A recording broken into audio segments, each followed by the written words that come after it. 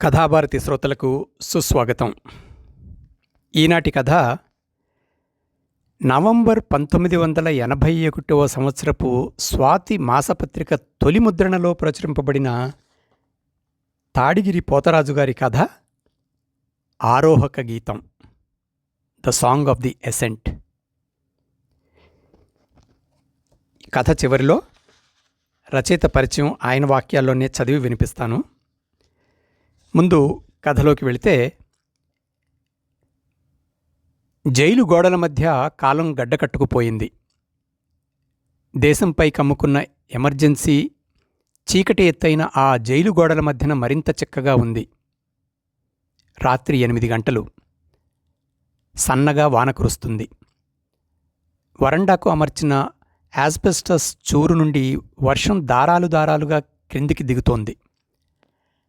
అసలే నిరుత్సాహ వాతావరణం, దానికి తోడు ముసురు. కురుస్తున్న వాన ఆ నిరుత్సాహ వాతావరణాన్ని మరింత ఇనుమడింపజేస్తోంది. లేచి డైనింగ్ హాలు వైపు నడిచాను. జైల్లో రాత్రివేళ భోజనం ఒక పని, కార్యక్రమం. ఆ పని అయిపోతే ఆ వేళ కార్యక్రమం ముగిసినట్లే. ఆ తరువాత లాకప్. లాకప్ చేసిన తలుపుల వెనుక నిద్రరాని రాత్రుళ్ళు. రాత్రి భోజనాలు ముగిశాయి. డిటెన్యూలను తొందర పెడుతున్నారు. కానిస్టేబుల్స్ గదుల్లోకి వెళ్ళమని. నేను లొంగి చెంగుతో మూతి తుడుచుకుని మంచం ఎక్కాను. దిండి సరిచేసుకుని వెళ్ళకిలా వాలిపోయాను. ఆ గదిలో ఇంకా 5 మంచాలు. ఆ మంచాలపై కూలబడాల్సిన శరీరాలు లోకానికొచ్చాయి. తలుపు రెక్కలు దగ్గరకు లాగాడు సెంట్రీ. తాళం చెవి తిప్పి వెళ్ళిపోయాడు. మరొక్కరోజు చీకటిలో కరిగిపోయింది. చరిత్రలో కలిసిపోయింది. నేను కళ్ళు మూసుకున్నాను. నిద్ర కోసం చేసే ప్రథమ ప్రయత్నం. షరామామూలే నిద్ర రాదు. ఇంటి జ్ఞాపకాలు మౌనభంగమైన బేతాళుడు మళ్లీ చెట్టెక్కినట్లుగా మనస్సు ఇతర పనుల్లో లగ్నం కాకపోతే మనస్సుపై ఇంటి స్మృతులు వేలాడతాయి. పిల్లల ఆకలి చూపులు, తల్లిదండ్రుల ఏడుపులు, కట్టుకున్న పెళ్ళాం తిట్లు అన్నీ ఒక్కొక్కటే మెదడు తెరపై సినిమా ప్రారంభం. ఇక లాభం లేదు. కళ్ళు తెరిచాను. ఫ్లోర్సెంట్ దీపాలలో విద్యుత్ ప్రవాహం, గుయ్యమంటూ శబ్దం. దాని వెలుగులో ముసురుకుంటున్న కీటకాల సవ్వడి. కీటకాలను చప్పరించిన బల్లి కృష్ణ కృష్ణ అంటూ దైవనామస్మరణ చేస్తోంది గోడపై. సహచరుల కేసి చూశాను కళ్ళు తెప్పి. కిటికీ పక్కనున్న బెడ్ సులోచనరావుది. టేబుల్ లైట్ వేసుకున్నాడు. గడ్డం బ్రష్ చేసుకుంటున్నాడు. షేవింగ్ క్రీమ్తో విపరీతంగా తెల్లని నురగ రుద్దుకొని అద్దంలోకి చూసుకుంటున్నాడు. రాత్రివేళ గడ్డం గీసుకోవాల్సిన తొందరేమి వచ్చిందో ఏమో. చాలా విచిత్రమైన మనిషి. రేయింబగళ్ళు దించి ఉంచిన అతని దోమతెర మంచం అవతల నిశ్శబ్దంగా సీరియస్గా మసులుతుంటాడు. ఆపరేషన్లో నిమగ్నుడైన డాక్టర్లా. చూపు మరల్చుకున్నాను. ఇటువైపు స్టూలుపై క్యారం బోర్డు పెట్టి దాని చుట్టూ 2 ఈజీ చైర్స్ జమచేసి ఆటకు సన్నాహాలు చేస్తున్నారు 2 మిత్రులు. ఒకరు రంగారావు, రెండవ వ్యక్తి ఆర్కే రావు. వీరి పూర్తి పేరు ఎవరికీ తెలియదు. ఆర్కే అయిపోయాడు జైల్లో. ఈజీ చైర్లో కాలు మీద కాలు వేసుకుని కూర్చున్న ఆర్కే కిటికీ బయట నిలబడి ఉన్న సెంట్రీ పోలీసుతో ఆడుతున్నాడు. వాళ్ళు ముగ్గురూ గుల్లున నవ్వారు. నవ్వుల తరంగాలు గాలిలో తేలిపోసాగాయి. ఆర్కే కంఠం చుట్టూ గళ్ళగళ్ళ మఫ్లర్, పై గుండీలు విప్పుకున్న రంగు ఓపెన్ షర్ట్. జుట్టు చెరిగి ఉంది. పెదవులపైనే వేలాడుతున్న సన్నని మంగుళూరు బీడి నుండి ధారాళమైన పొగ పైకి పోతోంది. సినిమాలో విలన్ స్నేహితుడిలా ఉంటాడు ఆర్కే. అందర్నీ నవ్విస్తూ నవ్వుతూ జైలు జీవితపు నిరుత్సాహం దూరం చేస్తాడు ఆర్కే. నవ్వులకు అతీతంగా ఉన్నారు మిగతా ఇద్దరు డిటెన్యూలు. తలుపు మూలన మంచం, మంచంపై దిండు కానీ దుప్పటి కానీ లేవు. ఉట్టి మంచంపై ఇద్దరు కూర్చున్నారు. ఒకరు మంచం కోడుపై, మరొకరు గోడ మూలకు ఒరిగి వాళ్ల ముఖాలు చాలా సీరియస్గా ఉన్నాయి. మూలన కూర్చున్న వ్యక్తికి అండర్వేర్ తప్ప మరో ఆచ్ఛాదన లేదు. సన్నగా ఎర్ర తేలులా ఉన్నాడు. అతని చేతిలో 2 ఉత్తరాలున్నాయి. ఒకటి ఇన్లాండ్ కవర్, తెలుగులో రాయబడింది, తన ఇంటి వద్ద నుండి వచ్చింది. రెండవది 3 సింహాల రాజముద్రగల శ్వేతపత్రం, హైదరాబాద్ నుండి వచ్చింది. అందులో టైపు కొట్టబడిన అక్షరాలు అందంగా హుందాగా ఉన్నాయి. అది ఉత్తరం కాదు, ఉత్తర్వు. 3 సింహాల గుర్తుతో రాజపత్రం. మరేం చేద్దామనుకుంటున్నావు? మంచం కోటిపై కూర్చున్న నల్లని స్థూలకాయం అడిగింది. ఉత్తరం వేలికి చుట్టుకుంటూ నిర్లిప్తంగా అవతలి వ్యక్తికి సమాధానమిచ్చాడు. ఏమీ అనుకోవటం లేదు. మరి మీ అమ్మ సంగతి? అవతలి కంఠం రెట్టించింది. మా అమ్మ సంగతి నేనేం చెప్పగలను? చచ్చిపోతే చచ్చిపోనివ్వు. ఆమెకిప్పుడు 67 సంవత్సరాలు ఉండవచ్చు. ఎందుకంటే మా పెద్దన్నకే తలంతా నెరిసిపోయి 2 పళ్ళు కూడా ఊడిపోయినాయి. మా అమ్మ బతికితే ఇంకొక 5-6 ఏళ్ళు.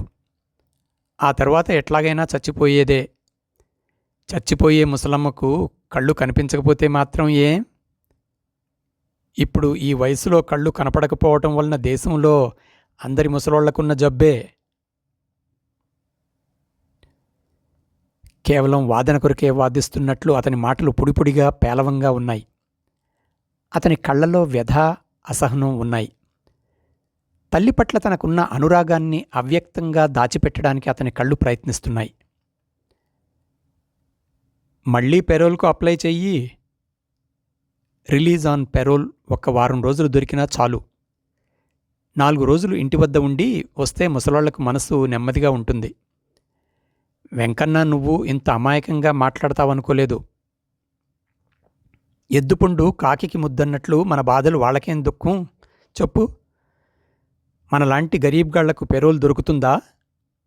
డబ్బు, పలుకుబడి, పైరవి అన్ని హంగులు ఉండాలి. అంతేకాని కేవలం కారణాలుండగానే సరికాదు. అందుకని నేను పెరోల్కి అసలు అప్లైయే చేయదలుచుకోలేదు. మన గోడు వినిపించుకునే కొడుకు ఎవడున్నాడక్కడ? వెంకన్న కళ్ళు పెద్దవి చేసి పళ్ళు కొరుకుతున్నాడు. క్యారం బోర్డు మధ్యలో బిళ్లలను గుండ్రంగా అమర్చుతున్న ఆర్కే ఆ మాటలు విని ప్రక్కకు తిరిగాడు. ఏమిటి, అంబయ్యకు పెరోల్ దొరకలేదా అంటూ ఆర్కే కుర్చీ నుండి లేచి అంబయ్య మంచం వద్దకు నడిచి ఆ రాజపత్రాన్ని అందుకున్నాడు. సెక్రటేరియట్ నుండి వచ్చిందా ఆ లెటర్? స్ట్రైకర్ చేతిలో పెట్టుకున్న రంగారావు ప్రశ్నించాడు. అవునన్నట్లు తల ఊపాడు Ambaiah. Ambaiah detenu, central prison, Warangal అడ్రస్తో ప్రారంభించిన ఆర్కే పూర్తిగా ఆ ఉత్తరాన్ని చదివాడు. తాత్కాలిక విడుదలకై హామీ ఇస్తూ ప్రభుత్వం వారికి సమర్పించుకున్న దరఖాస్తును పరిశీలించితిమి. అందులో చూపబడిన కారణాలు ప్రభుత్వం వారిని సంతృప్తిపరచలేకపోయినవి కాన నీకు తాత్కాలిక సెలవు తిరస్కరించడమైనది. ఇట్లు చీఫ్ సెక్రటరీ. తాను ఇంగ్లీష్లో చదివిన అంశాన్ని తెలుగులో తర్జుమా చేశాడు ఆర్కే దీర్ఘాలు తీస్తూ. అతని తెలుగు అనువాదంతో అందరి పెదవులపైన చిరునవ్వులు వెలిగి మళ్లీ ఆరిపోయాయి. ఆర్కే చదివిన ఉత్తరాన్ని మంచంపై విసిరాడు నిర్లక్ష్యంగా. ఉత్తరం మధ్యలో ఉన్న రాజముద్ర రక్తపు బొట్టులా ఎర్రగా మెరుస్తోంది విద్యుత్కాంతిలో. ఒట్టి చెయ్యి చూపటానికి కూడా హంగులుండాలి. రాజముద్రలు, సంతకాలు, అన్ని పటాటోపాలు. భలే గమ్మత్తుగా ఉంటుంది మన బ్యూరోక్రసీ. గడ్డం ముగించుకున్న సులోచనారావు మంచం వద్దకొచ్చి అన్నాడు. అరెరే, చాలా ఇబ్బందిలో పెట్టారే నిన్ను అంబన్నా. పాపం మీ అమ్మకు ఎట్టా ఉందట? కళ్ళు బాగు చేయించారా లేదా మీ అన్నలు? ఏమైనా మంచి వార్తలు వచ్చినాయ్యా ఇంటి వద్ద నుండి? ఏది ఆ ఉత్తరం కూడా ఇటుతే అంటూ బీడీ చివరి దమ్ములాగి మూలకి విసిరివేశాడు ఆర్కే. ఉత్తరం. రేప్ చెయ్యబడ్డ ఉత్తరం. జైలు సూపరింటెండెంట్తో చించబడి, జైలర్తో చదవబడి, ఒక వారం రోజుల తర్వాత నలిగి నలిగి అందిన కవరు. వాళ్ళిద్దరి మధ్య కూలబడ్డ ఆర్కే మౌనంగా క్రిందికి పైకి చదువుతున్నాడు, ముఖ కవళికలు మార్చుకుంటూ. ఆ పైన లేచి నిలబడి గదిలో అందరికీ వినిపించేలా, అందరి కళ్ళు చెమ్మగిల్లేలా చదవసాగాడు. చిరంజీవి కుమారుడు అంబయ్యకు నీ తల్లిదండ్రులు రాయించిన ఉత్తరమేమనగా, నువ్వు జైల్లో ఉండబట్టి ఇప్పటికి 1.5 సంవత్సరం దాటిపోయింది బిడ్డా. నిన్ను ఇంతలో ఇడిసిపెట్టరని ఊరంతా అంటున్నారు. మనూరి పోలీసు పటేలు బుచ్చిరెడ్డిగారు కూడా అదే మాట చెబుతున్నాడు. మిమ్ములను ఇడిసిపెడితే దొరలను, జమీందారులను ఖతం చేసి పూర్తిగా దుర్మార్గం చేస్తారంట. అందుకని మిమ్ములను సచ్చేదాకా జైల్లోనే ఉంచుతారట. నువ్వు మీ అమ్మను చూడాలని పెట్టుకున్న సెలవు దరఖాస్తు హైదరాబాదు నుండి సూర్యాపేట పోలీస్ స్టేషన్కొచ్చి ఆడ్నించి మళ్లీ మన తుంగతుర్తి పోలీసు ఠానాకు వచ్చింది. ఆ విధంగా తంతెలన్నీ దిగుకుంటూ వచ్చి మన ఊరి పోలీసు పటేల్ కాడికొచ్చి ఆగింది. నీ అయ్యా అమ్మలు నిజంగానే మంచానపడి ఉన్నారని, నిన్ను ఇడిసిపెడితే ఊరికేమీ ప్రమాదం రాదని మన ఊరి పోలీసు పటేలు దొర రాత్తేనేగాని నిన్నిడిసిపెట్టరట పోలీసోళ్ళు. నీ దరఖాస్తు వచ్చి రాంగానే మన ఇంటికి సుంకరోణ్ణి తోలించిండు పోలీసు పటేలు. మీ అంబయ్యను ఇడిసిపెట్టకపోవుడు అంతా నా చేతుల్లో పని తెలిసినాదిరా మల్లిగా అంటూ మీసాలు దువ్విండు దొర. నేను దొర కాళ్ళు మొక్కిన ఆ మాట ఇనగానే. ముసలిదాన్ని నూసిపోవటానికి 1 వారం రోజులు సెలవు మీద ఇడిసిపెట్టమని రాయమని బతిమాలిన. ఆయన జర్ర నానిండు. నానినాక ఆయన ఏం చెప్పిండంటే, పార్టీలో తిరగటం తప్పైందని, ఇక ముందు దొరల ఖిలాఫ్లో వ్యతిరేకంగా మీటింగ్లు పెట్టనని, ఎర్రజెండా పార్టీలో ముందు తిరగనని నీ కొడుకు రాజీనామా కాగితం రాసియ్యాలిరా మల్లిగా అన్నాడు. అట్టా రాసిస్తేనే తప్ప నిన్ను ఇడిసిపెట్టడానికి ఈలు కాదంట. అట్టా నువ్వు రాసివ్వకుండా నిన్నిడిసిపెట్టమని రాసిస్తే పోలీసోళ్లతో ఆ దొరకు మాట వత్తదంట. మరి మనకోసమని ఆ దొరని సిక్కులో ఎందుకు పెట్టాలి కొడకా? మన అక్కర మనది. ఆ ప్రకారంగా రాసి పంపు. కడుపులో సల్ల కదలకుండా కాలు మీద కాలు వేసుకుని కూర్చొనే దొరలకు రాజకీయాలు, పార్టీలు కావాలి గాని మనకెందుకు చెప్పు? కట్టపడి పని చేసుకుని కలో గంజో తాగి బతికేవాళ్ళం మనం. మనకెందుకు చెప్పు? కూలీ కైకిలీ చేసుకునేవాళ్ళు పార్టీలు గట్టి ఒడల మీద కత్తి గడితే పోలీసోళ్ళు మనల్ని జైల్లో పెడతారు. దొరల మీద కత్తి గడితే పోలీసోళ్ళు మనల్ని జైల్లో పెడతారు. రాజ్యం వాళ్లది, పోలీసోళ్ళు వాళ్ళు. మనకెందుకు మరి? ఆ కాగితం వాళ్ళు అడిగినట్లు రాసి పంపు. పోయిన ఉత్తరంలో మీ అమ్మ సంగతి రాయించినాను. నీకోసం ఏడిసి దాని 2వ కన్ను కూడా కనపడకుండా పోయింది. ఎవరితో మాట్లాడినా నీ మాటే. నువ్వు జైలు నుండి వచ్చే వరకు మీ అమ్మ బతకదు. నిన్ను జైలు నుండి ఇడిసిపెట్టినాక అమ్మా అని ఎవరిని పలకరిస్తావు? కాబట్టి ఆ కాగితం రాసి పంపు పోలీసోళ్ళు అడిగినట్టుగా. ఇంతే సంగతులు. ఇట్లు తండ్రి పెద్ద మల్లయ్య. ఉత్తరం చదివిన ఆర్కే కనురెప్పలు పైకెత్తాడు, కళ్ళు తుడుచుకుంటూ. అతని కళ్ళలో వలయాకారంగా తిరుగుతున్న నీరు కనురెప్పల అంచులపైకి పొర్లసాగింది. మౌనంగా ఉత్తరం మంచంపై పెట్టి తన బెడ్ వైపు వెళ్ళిపోయాడు. అంతా నిశ్శబ్దం. వాన వేగం పుంజుకుంది బయట. లైట్లు పోయాయి.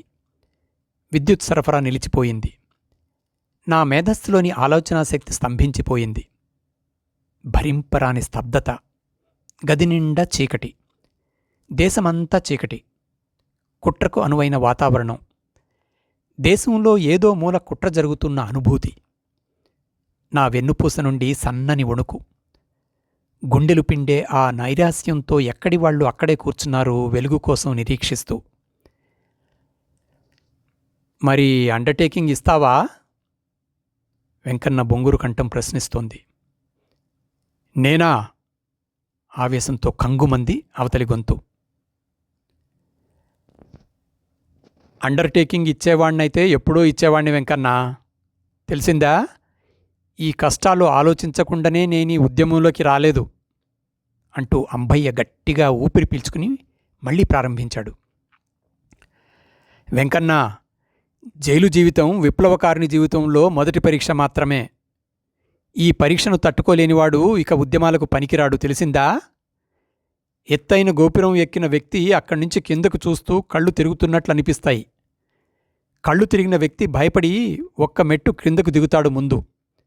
దిగటం ప్రారంభించిన వ్యక్తి ఆ రెండవ మెట్టు పైననే ఉంటాడని గ్యారంటీ ఏమీ లేదు. చివరి మెట్టు దాకా దిగుతాడు. బాగా ఆలోచించు. అదేవిధంగా రాజకీయ ఉద్యమాలు కూడా ఉన్నత శిఖరాల వంటివి. ఈ ఉన్నత శిఖరాన్ని అధిరోహించిన పిదప ఉద్యమం యొక్క లోతులు లోయలు కనిపిస్తాయి. ఆ లోయల్లో సంచరించే పెద్ద పులులను, చిరుత పులులను, తోడేళ్లను మొదలైన వన్యమృగాలను చూసి భయపడేవాడు ఉద్యమకారుడు కాలేడు. ఉద్యమకారులుగా మనం ఎన్నో హింసలను ఎదుర్కోవాలి.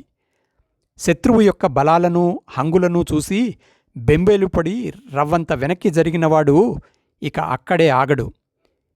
ఇటువంటి నిదర్శనలు చరిత్రలో కోకొల్లలు. కాబట్టి విప్లవకారుని జీవితంలోని ఈ మొదటి పరీక్షను ధైర్యంగా ఎదుర్కోవాలి. జైల్లో ఉండటానికి భయపడి మా అమ్మని, బాపని, కొడుకని, బిడ్డాని బయటికి పరిగెత్తేవాళ్లు నకిలీ విప్లవకారులు. ఏ పాలకవర్గాన్ని ప్రజాశత్రువుగా పరిగణించామో ఆ పాలకవర్గ ప్రభుత్వాన్ని క్షమాభిక్ష కోరటం కన్నా నీచం మరొకటి లేదు. మన వ్యక్తిగత అవసరాల నిమిత్తమే ఈసారి ఈ బలహీనతకు తల ఒగ్గుతాం. రేపు మరో నీచానికి ఒడిగడతాం. ఎల్లుండి మరో ద్రోహానికి తలబడతాం. ఆవేశాన్ని అదుపులో పెట్టుకుంటూ ఆగి ఆగి గంభీరంగా పలుకుతోంది అతని గొంతు. ఇక చాలు అంబన్నా, ఇక చాలు. చప్పట్లో చరిచాడు ఆర్కే, ఆనందం ఉద్రేకం పట్టలేక. ఇక వివరణ అవసరం లేదు. మానవుడు పరిస్థితులకు బానిసంటారు, కాదని నీవు రుజువు చేశావు అన్నాడు. ఈ లైట్లు ఇంతలో వచ్చేట్టు లేదే. వెంకన్న మాటల్లో విసుగు. ఇంకా 9 కూడా కాలేదు, నిద్రపోదామంటే. పాటలు పాడుకుందామా ఆర్కే, లైట్లు వచ్చే వరకు అంటూ తన మిత్రుని మాట కోసం ఎదురు చూడకుండా ఒక్కసారే ఉన్నత స్థాయిలో గొంతెత్తాడు అంబయ్య. తన గుండెల్లో గూడు కట్టుకున్న దిగులు, తల్లి పట్ల వాత్సల్యం, అండర్టేకింగ్ ఇవ్వకూడదనే స్థిరమైన సంకల్పంతో ఘర్షణ పడుతున్న మనస్సును పెడదారి పట్టించడం కోసమై తన పాట పాడాలనే ఆకస్మిక నిర్ణయానికొచ్చాడని నేను గ్రహించాను.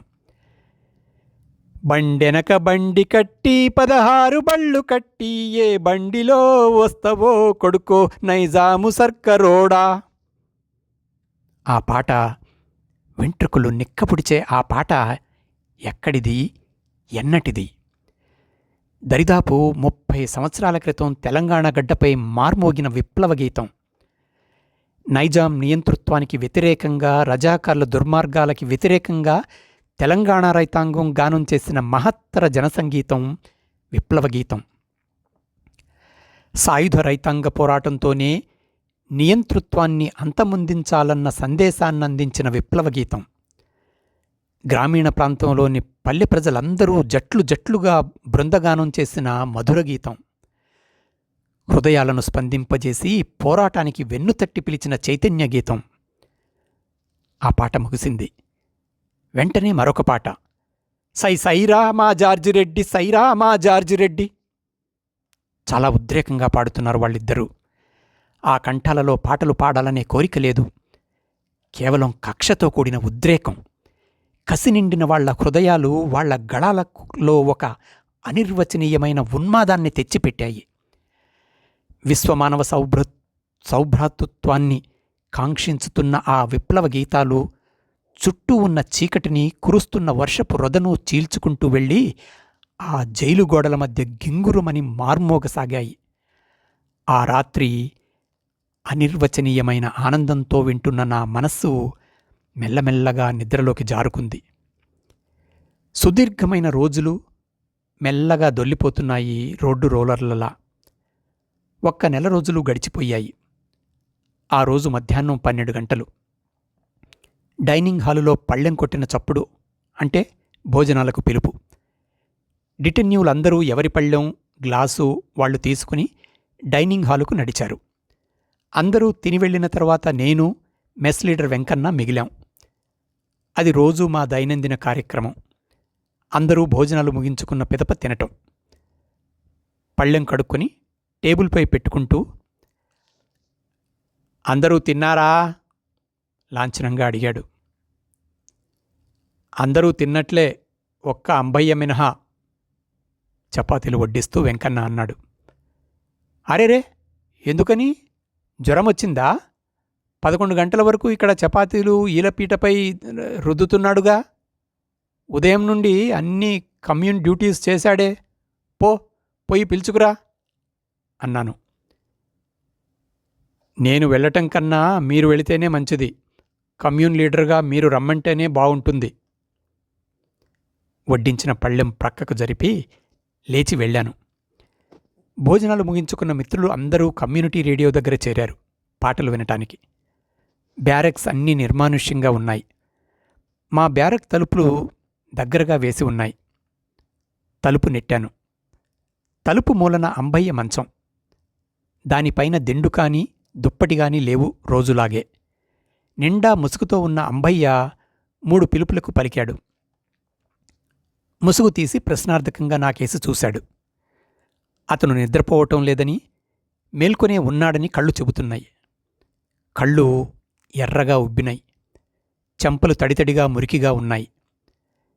రా, భోంచేద్దాం. నీకోసమే మేమిద్దరము ఆగిపోయాం. మీరు తినండి.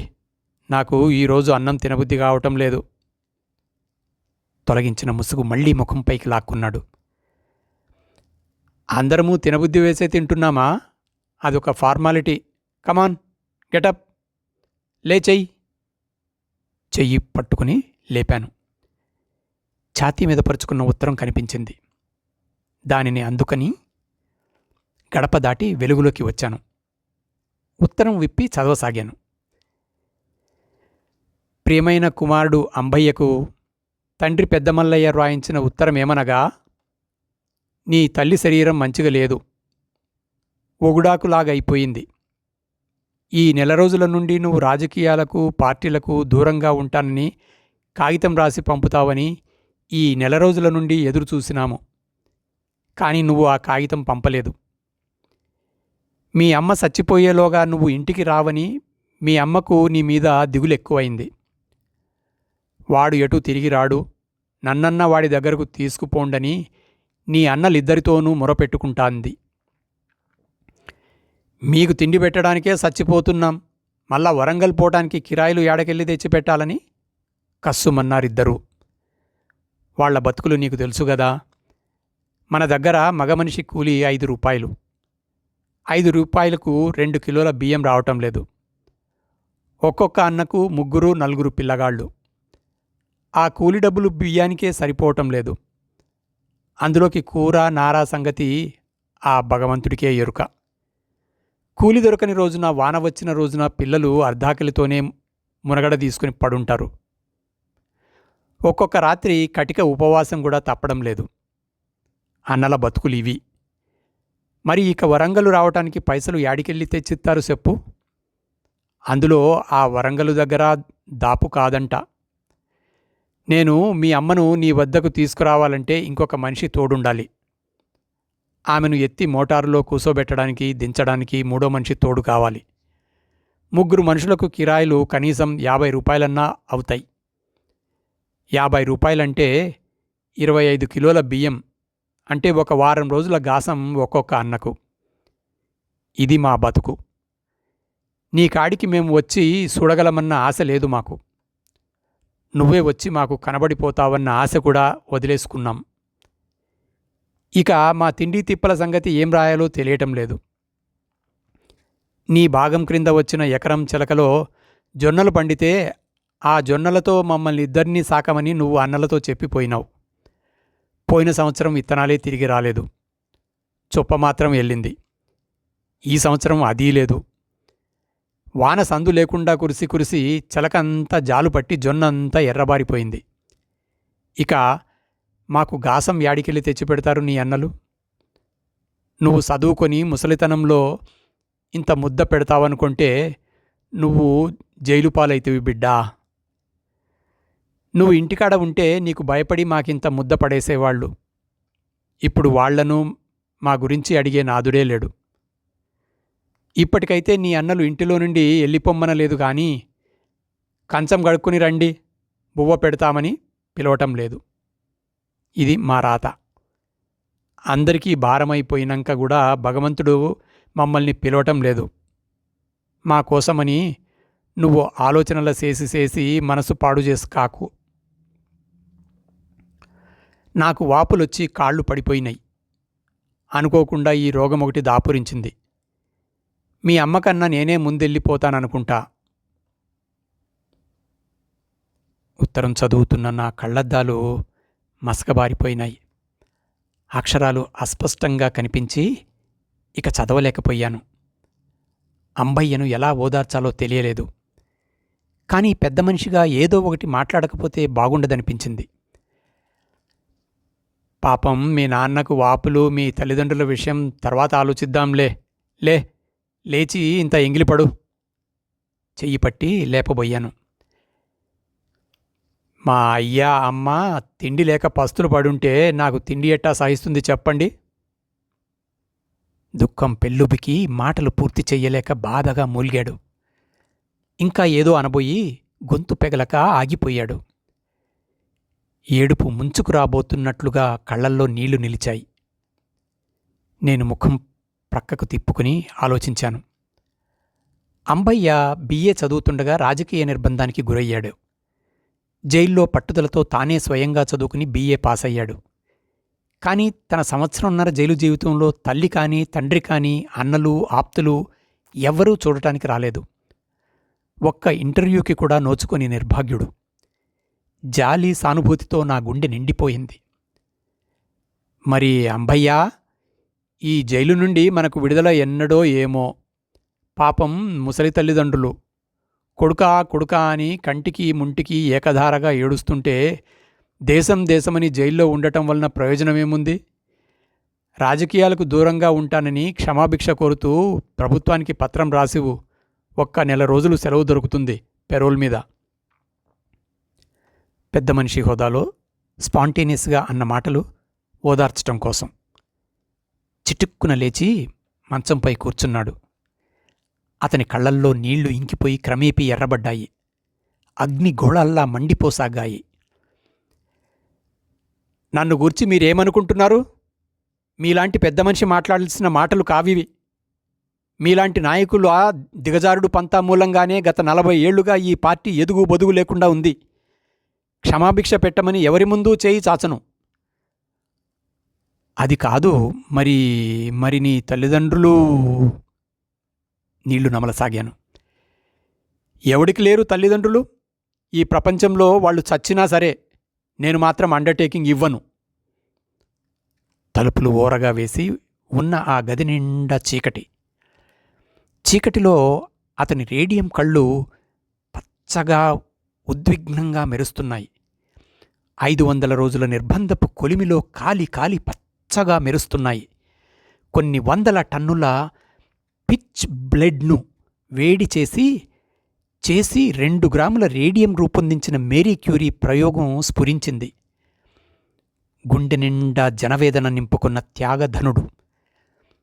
త్యాగధనుల ఉన్నత సంకల్పాన్ని అడ్డులేని ఆ జైలు గోడల మధ్య కాలం గడ్డకట్టుకుపోయింది. అదండి 1981 స్వాతి నవంబరు సంచికలో అప్పట్లో నిర్వహించిన కథల పోటీల్లో ద్వితీయ బహుమతి పొందిన తాడిగిరి పోతరాజు గారి కథ ఆరోహక గీతం.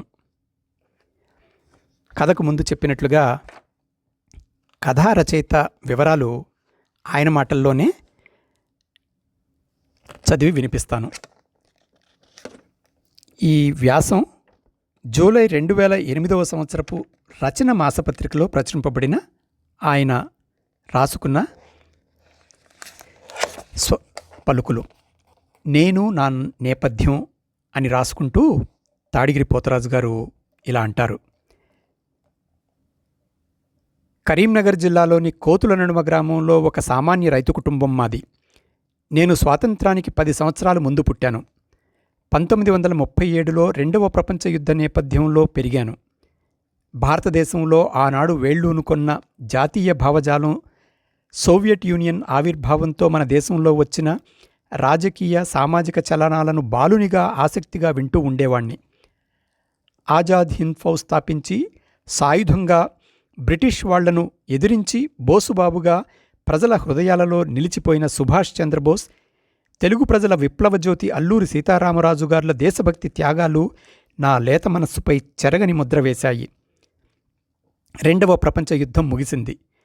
భారతదేశానికి స్వాతంత్రం వచ్చింది. కానీ తెలంగాణకు రాలేదు. తెలంగాణపై భగ్గున మండిన సాయుధ రైతాంగ పోరాట విస్ఫోటనం జీవితం పట్ల ఒక నిర్దిష్ట వైఖరిని రగిలించింది. ఆ రోజుల్లో పెద్ద పెద్ద నాయకులు ఆచరించి చూపిన నిరాడంబరత, త్యాగశీలత, దేశప్రియత్వం మొదలైన ఆదర్శాలు ప్రాథమిక పాఠశాల విద్యార్థులమైన నాలాంటి విద్యార్థులకు స్ఫూర్తిదాయకంగా ఉండేవి. అయితే ఆ పోరాటాల ఉద్యమాల తీవ్రత రాజకీయ రంగానికే పరిమితం కాలేదు. సాంస్కృతి, సాహితీ, విద్యారంగాలలో కూడా ప్రకంపనలు సృష్టించి గుణాత్మకమైన మార్పులు తెచ్చింది. ఆనాటి సాంస్కృతిక రంగంలో ప్రజలను ఉర్రూతలూగించిన నాటకం మా భూమి. రచయిత సుంకర సత్యనారాయణ గారు. వల్లం నరసింహారావు గారి సాంస్కృతి ప్రదర్శనలు, నాజర్ గారి బుర్రకథలు మొదలైనవి వినోదాన్నే కాదు, విజ్ఞానాన్ని, మానవత్వపు విలువలను పంచిపెట్టాయి. వాటిని చూసిన తరువాత రంగస్థల నటుణ్ణి కావాలనే కోరిక నన్ను బాగా వెంటాడింది. కానీ నిరాశ మిగిలింది. ప్రజాకళలను, ప్రజా ప్రదర్శనలను ప్రభుత్వం నిషేధించింది. రంగస్థల కళాకారులు సినిమా రంగాన్ని వెతుక్కుంటూ మద్రాసు బాట పట్టారు. సాంస్కృతి రంగంలో స్తబ్దత, శూన్యం. ఇక నాకు మిగిలిన వ్యాపకం చదువు మాత్రమే. ఆనాటి విద్యా వ్యవస్థలో ప్రవేశపెట్టబడిన పాశ్చాత్య విద్యా విధానంతో పాటు మార్క్సిజం మొదలైన సామాజిక శాస్త్రాల అధ్యయనంతో విద్యాసంస్థలు కొత్త పుంతలు తొక్కాయి. It was a period of renaissance. అదొక భావ వికాసోద్యమ కాలం. నేను కళాశాల విద్యార్థిగా ఉన్నప్పుడు నన్ను, నా మిత్రులను చుట్టుముట్టిన కవిత్వం మహాకవి శ్రీశ్రీ గారి మహాప్రస్థానం. విలాపాగ్నులకు, విషాదాస్త్రులకు ఖరీదు కట్టే షరాబులేడోయ్ అని పాడుకుంటూ మార్క్సిజం చదవకుండానే మార్క్సిస్టుగా మారిపోయిన అనేక మంది విద్యార్థులలో నేనొకణ్ణి. ఆనాటి పత్రికారంగంలో భారతి, ఆంధ్ర సచిత్ర వారపత్రికల స్థాపన ఒక మైలురాయి. శివలంక శంభుప్రసాద్ గారి సంపాదకత్వంలో నిర్వహించబడిన ఈ పత్రికలు సాహిత్యానికి పెద్దపీట వేశాయి. దేశీ సాహిత్యానికే పరిమితం కాక పాశ్చాత్య సాహిత్యంలోని ఉత్తమ రచనలైన రెండు మహానగరాలు, ఘంటారావం, చెంగిస్ ఖాన్, టామ్ సాయర్, కాంచనద్వీపం మొదలైన రచనలను అనువాదం చేసి ప్రచురించి తెలుగు సాహిత్యానికి కొత్త కొత్త అందాలు దిద్దినాయి. వాస్తవికత, అధివాస్తవికత, అభ్యుదయవాదం మొదలైన నూతన భావజాలంతో కొత్త రకం రచయితలను సృష్టించి ప్రోత్సహించినాయి. సామాన్య మానవుని కష్టాలను, కడగండ్లను ఇతివృత్తాలుగా తీసుకుని శారద, రావిశాస్త్రి, కాళీపట్నం రామారావు, మధురాంతకం రాజారాం లాంటి రచయితలు తెలుగు సాహిత్యానికి దిశానిర్దేశం చేశారు. కొత్త వరవడి సృష్టించారు. వారి ప్రేరణతో పాఠకుని స్థాయి నుండి రచయితగా పరిణామం చెందిన తరువాతి తరం రచయితలలో నేనొకణ్ణి. ఇదంతా రచయితగా నా పూర్వరంగం. తెలుగు పాఠక లోకానికి నన్ను పరిచయం చేసిన పత్రిక భారతి. గృహోన్ముఖి నా మొదటి కథ. తరువాత భారతిలో ప్రచురింపబడిన నా నవలిక పావురాలు ఎందరో సాహితీవేత్తల మన్ననలు పొందింది. వారిలో ప్రముఖులు శ్రీ బొమ్మకంటి శ్రీనివాసాచార్యులు. 1966లో ఆంధ్ర సచిత్ర వారపత్రిక నిర్వహించిన నవలల పోటీలో నా మట్టి బొమ్మలు ప్రథమ బహుమతి పొందింది. 1981లో ఆంధ్రజ్యోతి వారపత్రిక నిర్వహించిన కథానిక పోటీలలో నా కథ చితినెగళ్ళు ప్రథమ బహుమతి పొందింది. లోగడ ఆంధ్రప్రభ సచిత్ర వారపత్రిక నిర్వహించిన దీపావళి కథల పోటీలలో నా కథలు గాజు కిటికీ, చివరి అంచున వరుసగా ద్వితీయ బహుమతులు పొందాయి. స్వాతి మాసపత్రిక నిర్వహించిన కథానికల పోటీలో నా కథ ఆరోహక గీతంకు ద్వితీయ బహుమతి లభించింది. విపులలో నిరవధిక నిరీక్షణ అన్న కథకు కన్సులేషన్ బహుమతి వచ్చింది. కరీంనగర్ నుండి సాహితీ మిత్రులు శ్రీ విజయ్ కుమార్, శ్రీ తిరుపతయ్య గార్ల సంపాదకత్వంలో వెలువడిన ఉద్యమ మాసపత్రిక విద్యుల్లతలో వచ్చిన నా ఎర్రబుట్ట కథ కారణంగా పత్రిక నిషేధానికి గురయింది. ఇది పెద్ద అవార్డు. నాకున్న రాజకీయ విశ్వాసాల వలన కల్లోలిత తెలంగాణ ప్రాంతంలో జరిగిన ప్రజా ఉద్యమాలలో, ప్రజా సంఘాలలో పాల్గొన్న ఫలితంగా ఎమర్జెన్సీ పీరియడ్లో పొలిటికల్ ఎడెన్యూగా వరంగల్ సెంట్రల్ ప్రిజన్లో జైలు జీవితం గడిపాను.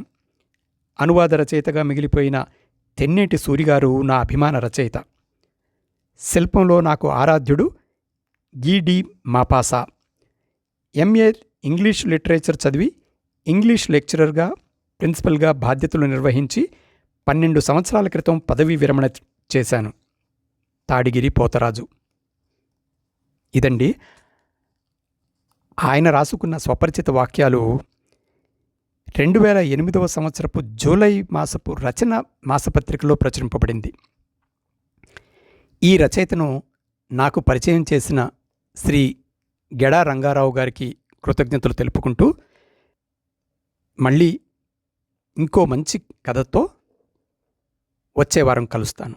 అంతవరకు సెలవు. సర్వేజన సుఖినో భవంతు.